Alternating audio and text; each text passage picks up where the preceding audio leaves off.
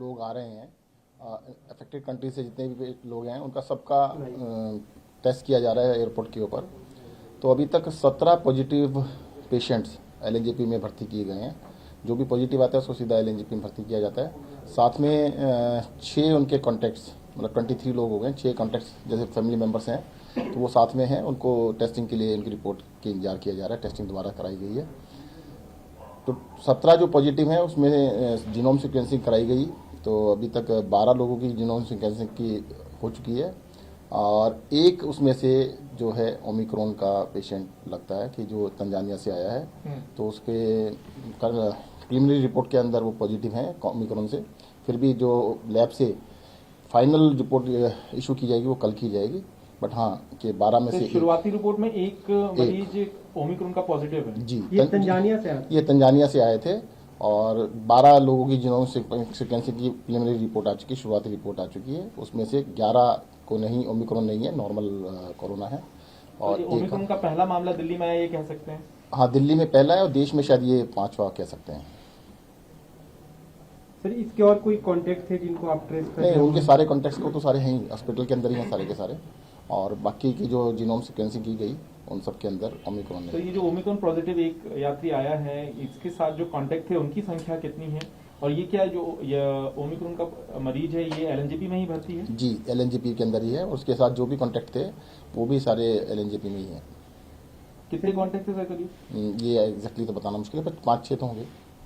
तो अभी पूरी दिल्ली में मतलब एलएनजेपी में 23 सस्पेक्ट्स है? नहीं, देखिए एलएनजेपी के अंदर 17 कंफर्म पॉजिटिव केसेस हैं और 6 लोग ऐसे हैं जो कि इनके क्लोज कॉन्टैक्ट्स हैं, जिनके की अभी आरटीपीसीआर में पॉजिटिव नहीं आए। दो तो अभी सुबह आए हैं और 4 शायद कल आए थे। ये तंजानिया से आया सर जो पहला आया? ये जो पहला जो शुरुआती रिपोर्ट में आया है वो तंजानिया से है। तो ये कहाँ के रहने वाले हैं? तंजानिया बताया ना, तंजानिया से आए। तंजानिया से आए एग्जैक्टली, तो ये मेरे को नहीं पता, नाम बता भी नहीं सकते आपको। इंडियन नेशनल है सर? ये चेक करके बता देंगे, पर फ्लाइट तंजानिया से आई है। सर जो 12 आपने जीनोम के लिए भेजे थे उसमें से 11 नेगेटिव हैं, सिर्फ एक ही पॉजिटिव आया है? 11, हाँ बिल्कुल 11 नेगेटिव आए हैं और एक शुरुआती रिपोर्ट के अंदर, फाइनल रिपोर्ट देखिएगा लैब की ओर से कल बताया जाएगा। रीजन क्या होता है कि आपको शेयर इसलिए साथ साथ किया जा रहा है कि कहीं अफवाहें फैलने स्टार्ट ना हो जाए, कि जो शुरुआती रिपोर्ट है उसके अंदर एक ओमिक्रॉन है और 11 नहीं है।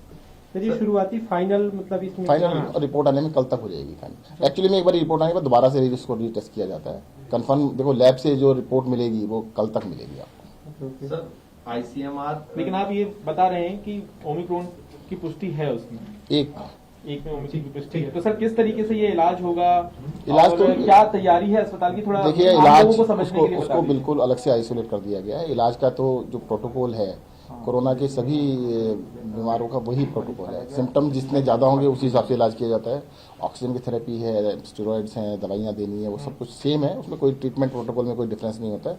बट हाँ, उसको आइसोलेट करने की जरूरत होती है। आइसोलेट किया गया है, अलग से वार्ड बनाया। आपने सर 40 बेड का वार्ड बनाया था, तो जिस तरह से संख्या बढ़ रही है, जैसे 17 पॉजिटिव है, 6 उनके कांटेक्ट हैं, तो 23 लोग यही हो गए।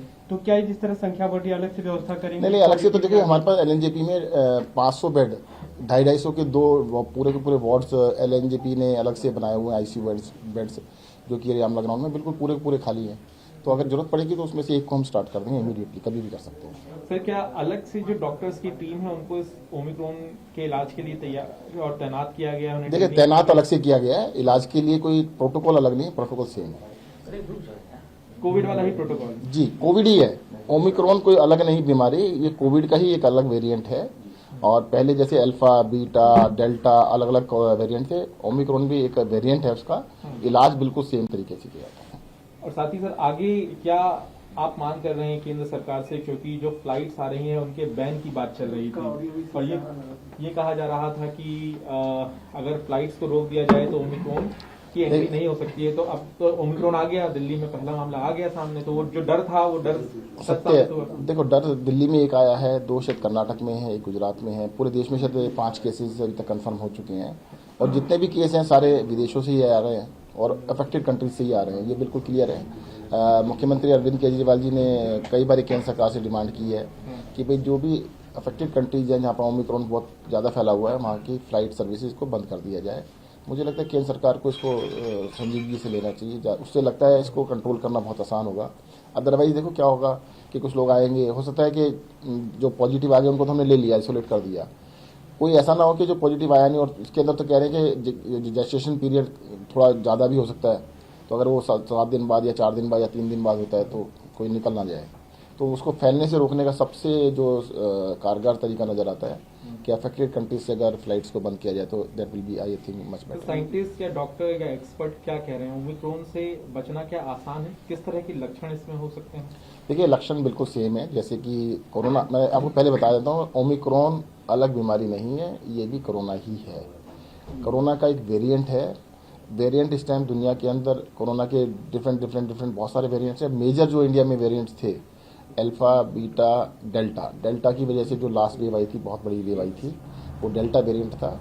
ओमिक्रॉन जो है ये नया वेरिएंट है, ये अलग म्यूटेशन होती रहती है, वेरिएंट की म्यूटेशन होती रहती है, पर है कोरोना ही। इसका ट्रीटमेंट प्रोटोकॉल बिल्कुल सेम है, इससे प्रिकॉशंस सेम है।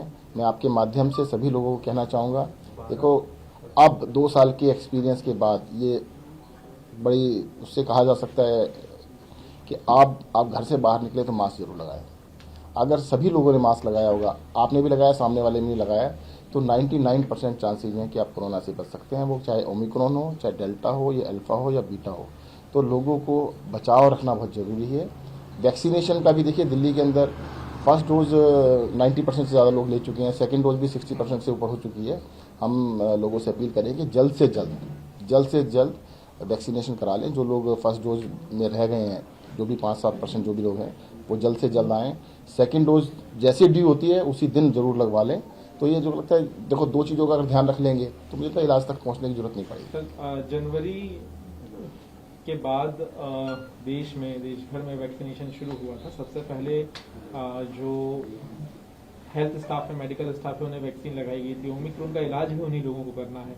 तो मेरा सवाल ये है कि क्या बूस्टर डोज की जरूरत है, क्योंकि अब तो 6 महीने से ज्यादा का वक्त हो चुका है, उसे लेकर आप क्या देखिए इस बारे में जो भी प्रोटोकॉल है वो एक्सपर्ट्स बताएंगे या केंद्र सरकार उसको नोटिफाई करेगी, उसी को हम पालन करेंगे। इस बारे में मैं I am not the expert. मैं इस बारे में दिल्ली में आप लोग एक तरह से प्लान कर रहे थे कि जो वैक्सीनेटेड ना हो उनकी एंट्री एक तरह से रोकी जाए या कुछ उस पर पाबंदियां लगाई जाए। कई राज्यों ने ऐसा किया है कि कुछ गिफ्ट दे रहे हैं वैक्सीनेशन को बढ़ावा देने के लिए, या वैक्सीनेशन को पूरी तरह से अनिवार्य कर दिया। क्या दिल्ली सरकार ऐसा कुछ सोच रही है? वैक्सीनेशन को देखो, दिल्ली के अंदर जो कल वैक्सीनेशन हुआ है, मैं बताऊं, अब लगातार 1 लाख से ऊपर हो रहा है। कल लगभग 1.5 लाख के करीब वैक्सीनेशन हुआ है। इसके अंदर स्पीड काफ़ी तेज़ी से बढ़ाई गई है और मुझे लगता है कि अगर हम इस स्पीड से चलेंगे तो बहुत जल्दी। देखो इसमें वैक्सीनेशन के अंदर एक इशू तो है कि जो कोविशील्ड है उसमें सेकेंड डोज लगाने में 84 डेज का डिफरेंस है।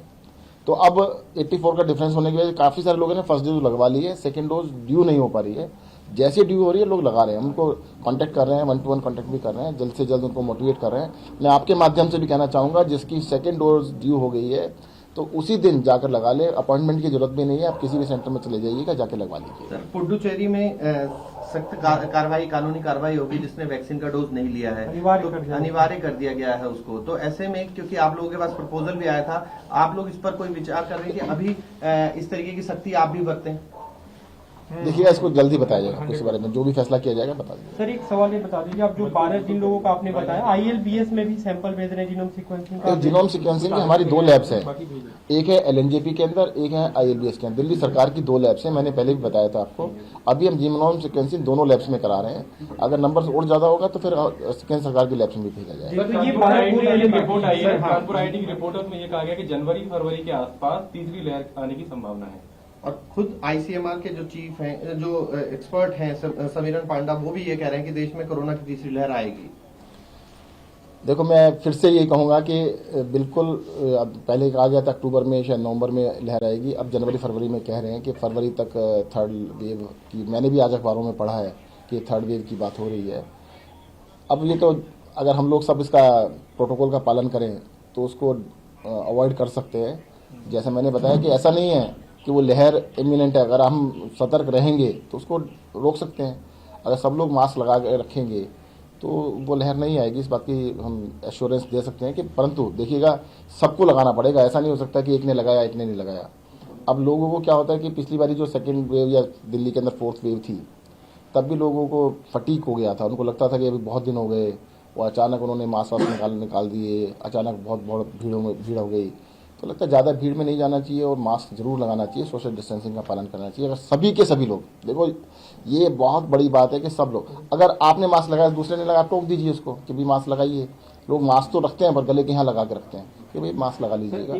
तो अगर सब लोग मास्क लगाएंगे तो इसको डेफर भी किया जा सकता है, अवॉइड भी किया जा सकता है। ये जानना था कि जीनोम सीक्वेंसिंग जो सैंपल भेजे गए थे ये क्या एलएनजेपी वाली लैब में ही भेजे गए थे या कहीं और भेजे गए? दोनों लैब में थे, ये बारह दोनों को मिलाकर। एलएनजेपी एंड ILBS दिल्ली सरकार की दोनों लैब्स हैं, उन्हीं में कराए गए हैं। ये उन्हीं में टेस्टिंग हुई है? जी। अच्छा। सर ये जो अभी सर ओमिक्रॉन आ चुका है, सैंपल मतलब कितने और बचे हुए हैं जिनके रिपोर्ट आने वाले? देखिए जो भी हमारे पास आ रहे हैं ना, सबका जीनोम सीक्वेंसिंग करें, 100% हम जीनोम सीक्वेंसिंग करा रहे हैं।